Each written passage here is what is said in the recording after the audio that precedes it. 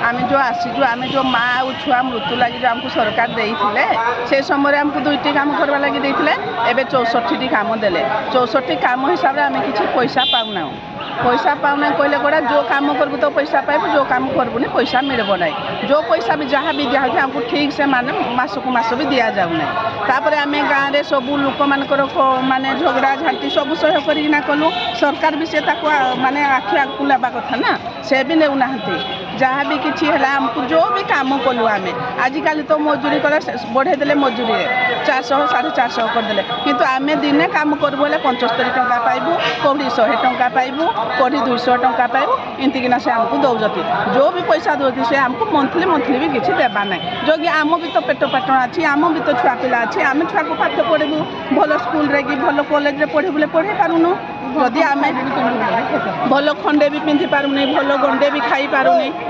आज्ञा सरकार को आप कौन मुख्य दाबी जनइबे? सरकार कहला आमको एक है आमको सरकारी मान्यता दि जाऊ तापर आमर आसला मासिकिया दरमा दि जाऊ तापर आमर मृत्युकालीन जहाँ कि गोटे सहायता रखा जाऊ आमर पेंशन लागू करा जाऊ आउ जो डाक्तरखाना आमको डाक्तरखाना भी आमको भल माने गोटे मान्यता देवा दरकार से मान्यता भी आम पाइबार ना।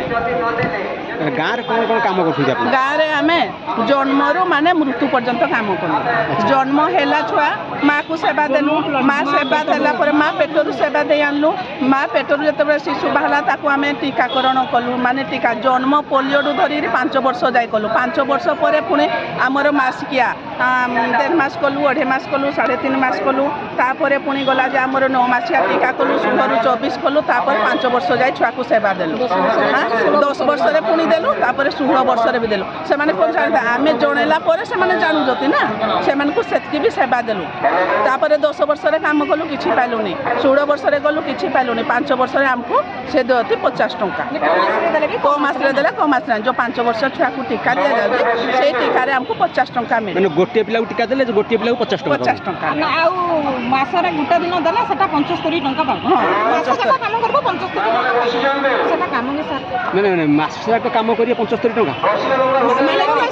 माने इम्यूनाइजेशन जो करबु आमे टीकाकरण कलु छुआ को से जो छुआ मन को आम ड्यू बनैलु से सरकार देला 300 टंका तापर आम ड्यू करूँ बोले 300 पाइबू ड्यू जदि न करूँ पाइबुनी जदि डाकी देलु से जाइए आम टीका केन्द्र जदि रही आमको 75 टंका मिले।